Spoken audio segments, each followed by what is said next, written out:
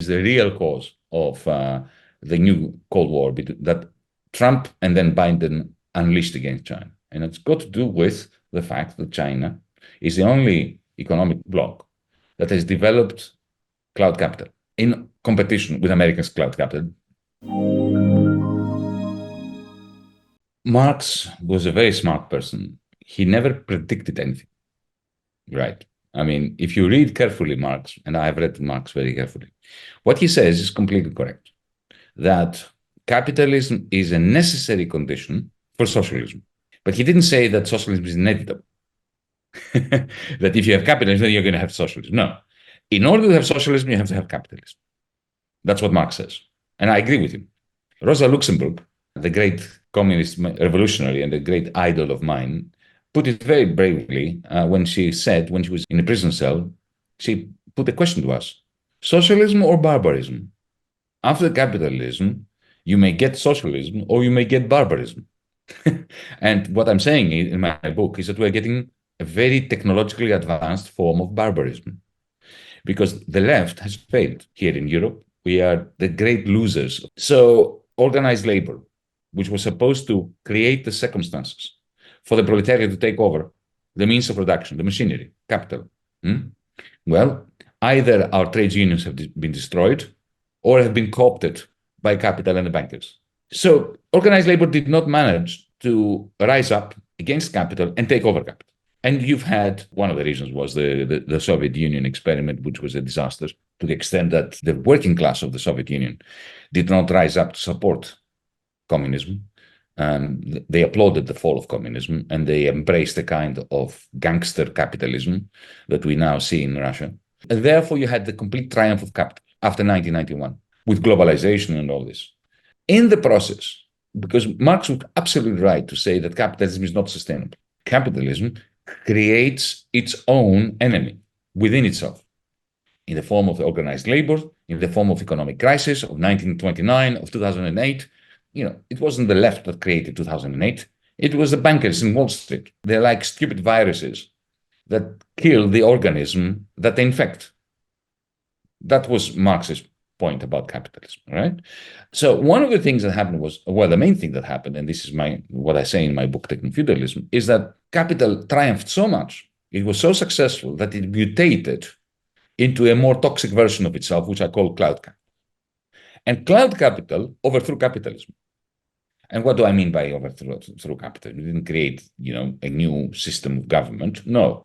But without us even realizing, it ended the two main forces of capitalism. What are the two main forces of capitalism? According to Marx, one is profit. Under feudalism, it was rent. The feudal lord, the baron, extracted value from the peasant by force. That's rent. That's not profit. You produce 100 kilograms of rice, and I come and take 60 away from you, right? That's not a market process. This is an extractive process, a brutish, forceful extraction of rent from you.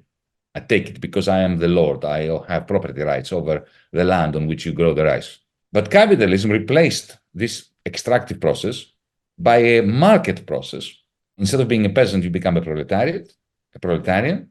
You get paid a wage which is lower than the value of the rice you produce. Your labor is a commodity like rice, so it looks as if it is completely voluntary and free.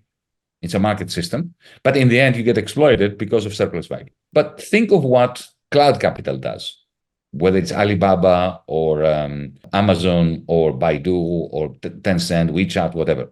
You have machinery which is no longer created to produce things. So if a steam engine or industrial robot is a produced means of production. It's a machine that you produce in order to produce other things, other stuff. But cloud capital is a produced means of changing our behavior, not of producing stuff. So, big tech is in the business of changing our behavior in a way which can then turn into a new form of rent for the owners of this cloud capital, of this produced means of our behavioral modification. So the moment you get into Amazon.com, you exit the market because Amazon.com belongs to one man, Jeff Bezos, right? It's not a market. It's a trading place. But a trading place is not the same thing as a market. Because in a marketplace, when you go to a village and there's a market, lots of farmers, they sell their vegetables, right? They're all independent of each other. You and your friend walk around, you look at the different lettuces and tomatoes and fruit, and you say, oh, this looks nice. You have a discussion. You can't do this in Amazon.com because the algorithm doesn't allow you to talk to anyone unless it is in the interest of the algorithm, the owner of the algorithm, that you talk to somebody, so as to maximize that somebody's capacity to extract money from you. And the platform keeps 10%, 20%, 30%, 40%. That's a rent. We are going back to the feudal rent, only it's techno-feudal. That's my story. So you have this replacement of markets with digital fiefdoms, and you have the replacement of profits by cloud rent. Of course, the whole system still needs a capitalist sector where value is produced. Somebody has to produce the stuff that you buy on the digital platform.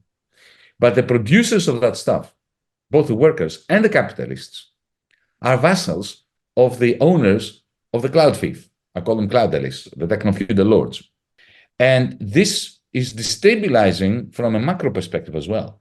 Because when so much money is taken in the form of rent, cloud rent, it doesn't return to the economy. Because you see, if you have a bicycle producer back in the old days, right? This bicycle producer has a profit.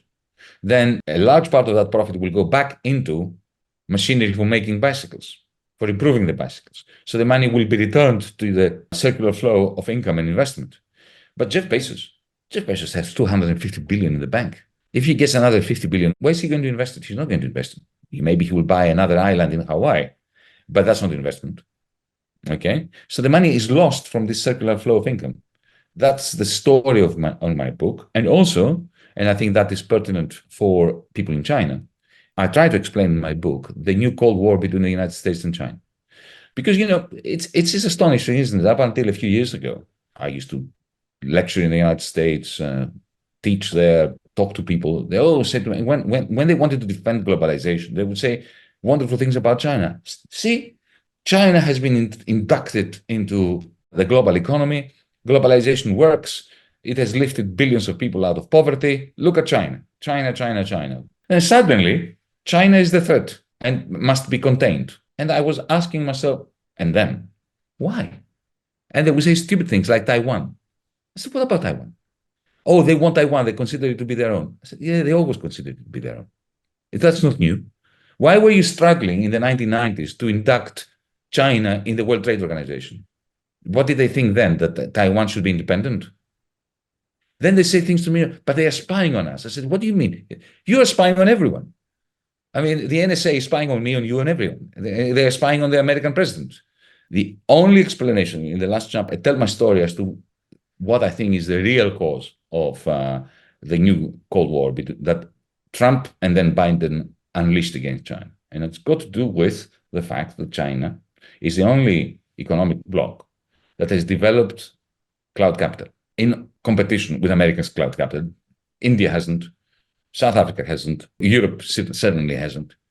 And the problem with Chinese cloud capital, from the perspective of the United States, is that in China, you've got something that they don't have. You have WeChat, which allows you to make payments without going through banks and without paying huge fees to the bankers. Now, that's not a technological thing. The Americans could have had it too. But the Wall Street bankers do not allow big tech, Silicon Valley, to break down, to enter the monopoly of the bankers. So there is no equivalent of WeChat. And there is no equivalent of the Chinese central bank's digital currency. Now, the Fed could have had a digital dollar, but the bankers in Wall Street would not let them, because the bankers in Wall Street want people to have a bank account with them, not with the Fed, not with Google, not with Apple. So this clash between big tech, cloud capital, American cloud capital, and Wall Street, which doesn't exist in China, the two work together, they've been fused. Financial capital and cloud capital in China is one thing, is giving a major advantage to Chinese cloud capital. Let's face it, why is America dominant? They are only dominant because they monopolize the international digital payment systems. They see the alternative Chinese digital payment system using cloud capital as a major threat. Because if they lose that monopoly of the dollar payment system, then America is gone. America is a country that is constantly in deficit. How are they succeeding since 1970? They've been in deficit since 1968. And yet they are the only superpower in the history of the world who are getting stronger while being in deficit, because everybody else is paying in their currency. So if they lose this monopoly of the dollarized payment system, okay, then they're gone. And the Chinese cloud capital, big finance agglomeration alliance is a clear and present threat for American hegemony. That is my explanation. If you don't understand the concept of cloud capital and the difference between American and Chinese cloud capital, you do not understand why we may heading for a third world war between the United States and China. And I think they did very well, because otherwise you rely on American cloud capital. So, for instance, ever since the massacre in Gaza has begun, I have spent most of my day campaigning in favor of peace in the Middle East, against apartheid, and so on and so forth. Now, I have to use American cloud capital. I have to use X, or formerly Twitter. I have to use YouTube. And I'm constantly in fear that somebody in Silicon Valley will switch me off. Already we've been switched off a number of times. To have access to cloud capital that is not controlled by the hegemon is essential. And I have no doubt that the Chinese authorities thought of that. The European authorities never thought of that.